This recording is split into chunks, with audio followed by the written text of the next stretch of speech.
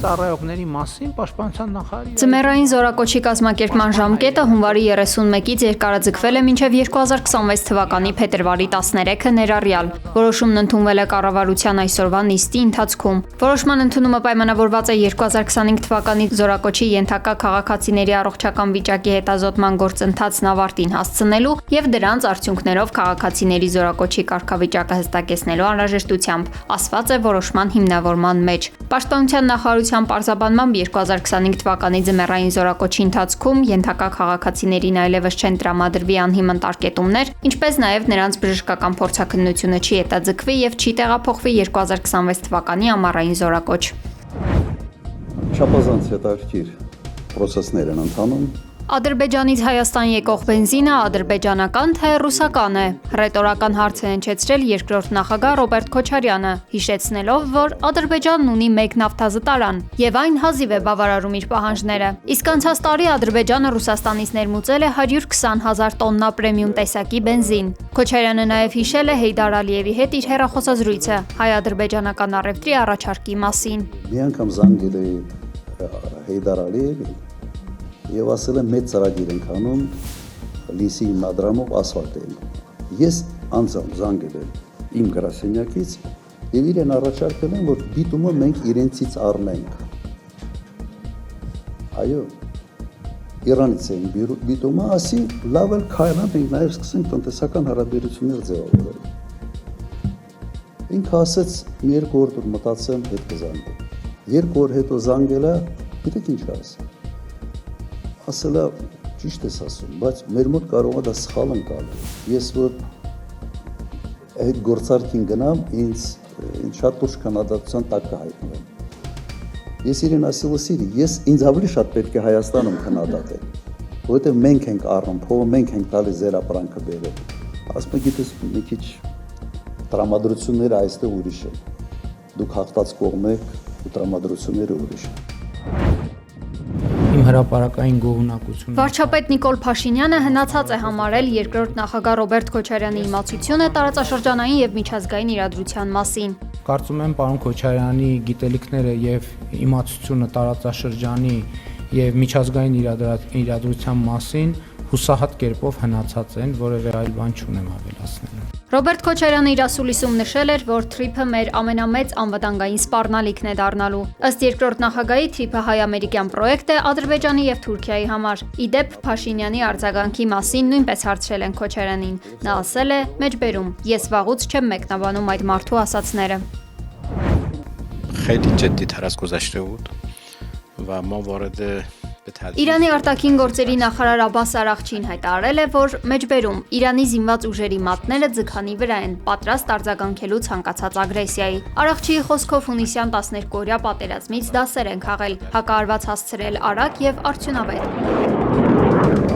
Միևնույն ժամանակ Իրանը միշտ ողջունել է փոխշահավետ, արդար եւ հավասար միջուկային համաձայնագիրը, առանց հարկադրանքի, սպառնալիքների եւ ահաբեկման։ Իրանի արտգործնախարարը շեշտել է. «Մեջբերում, նման զենքերը տեղ չունեն մեր անվտանգության հաշվարկներում եւ մենք երբեք չենք ձգտել դրանք ձեռք բերել»։ Արաղչին այս հայտարարությամբ պատասխանել է ԱՄՆ նախագահ Դոնալդ Թրամփի այսպես ասած ինքնաբուխ հայտարարությանը, թե այս անգամ ավելի ուժեղ են հարվածելու Իրանին։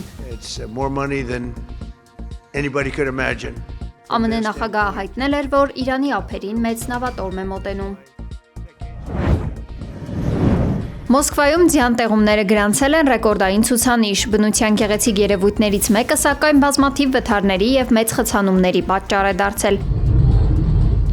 Զելենոգրադի մոտակայքում 12 կիլոմետրանոց խցանում է առաջացել, ճանապարհին տեղի ունեցել առնվազն 2 վթար։ Վարորդները խցանման մեջ են մնացել շուրջ 3 ժամ։ Բեռնատարները քաղաքի տարբեր փողոցներում խաթարել են երթևեկությունը, փնտրելով քաղաքից դուրս եկող այլընտրանքային ճանապարհներ։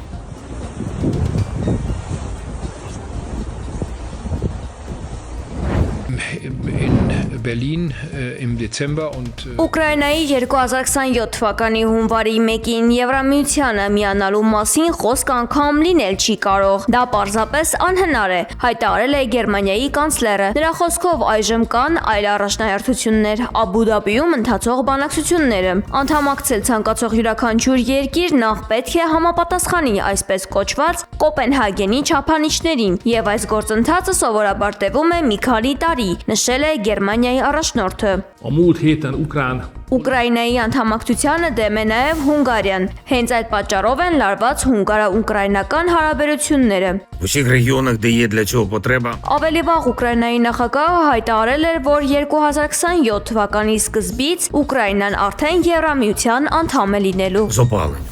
Є також значні проблеми з електрикою. As well, just wondering what those discussions are. ԱՄՆ-ի, Գրելանդիայի եւ Դանիայի միջև երակոմ բանակցություններ են տեղի ունեցել, հայտնել է Դանիայի արտգործնախարարությունը Reuters պարբերականին։ Հանդիպմանը ներկա են եղել 3 երկրների բարձրաստիճան պաշտոնյաներ։ Նրանք քննարկել են Արկտիկայում անվտանգության վերաբերյալ ամերիկյան մտահոգությունների հարցը, սակայն միևնույն ժամանակ պահպանելով թագավորության կարմիր գծերը, նշել է պարբերականը։ Այս ամենին զուգահեռ Ֆրանսիայի նախագահ Էմանուել Մակրոնը շարունակում է լարել իր հարաբերությունները Դոնալդ Թրամփի հետ։ Նա տեսանյութ է հրապարակել Դանիայի եւ Գրելանդիայի վարչապետների հետ եւ շեշտել, որ Գրելանդիան ոչ վաճառվում է, ոչ էլ պետք է գրավել այն։ Սա կարծես թե սրել է երկու առաջնորդների հարաբերությունները։ Values pioneered by France. Դանիայի վարչապետ Մեդե Ֆրեդերիկսենի վարկանիշը ըստ պոլիտիկո պարբերականի վերլուծության բարձրացել է երկրի ինքնիշխանության, կատաղի պաշտպանության եւ Գրելանդիան բռնակցելու Թրամփի սպառնալիքների ֆոնին։ Քաղաքական մոռացությունից վարչապետին փրկել է հենց ամերիկյան առաջնորդը։ The three of us agree that this is a priority and that Կոլումբիայում Մեդելին գետն ափերից դուրս է եկել, երկրում քաոսային իրավիճակ է ստեղծվել։ Բացի այդ, հորդառատ անձրևները ջրհեղեղ են առաջացրել, մեքենաները չեն կարողանում տեղաշարժվել, փողոցներում խցանումներ են։ Կոլումբական ինքնաթիռը անհետացել է ռադարներից Վենեսուելայի սահմանի մոտ։ Չվերթը իրականացնող պետական ավիաընկերություն Սատենան հայտնել է, որ փոքր ինքնաթիռում եղել են անձնակազմի 2 անդամ եւ 13 ուղևոր, այդ թվում Կատատումբոյի ներկայացուցիչների պալատի 36-ամյա անդամ Դիոգենես Քվինտերոն եւ հասարակական գործիչ Կարլոս Սալսեդոն։ Մեծ Բրիտանիայի վարչապետ Քիր Սթարմերը Պեկինում հանդիպել է Չինաստանի նախագահ Սի Ցինփինին։ Սթարմերը նշել է, որ Չինաստանը կարևոր դերակատարություն ունի համաշխարհային բեմում եւ կենսական նշանակություն ավելի ու ավելի զարգացած հարաբերություններ կառուցելու համար։ Սա Մեծ Բրիտանիայի վարչապետի առաջին այցն է Չինաստան 2018 թվականից ի վեր։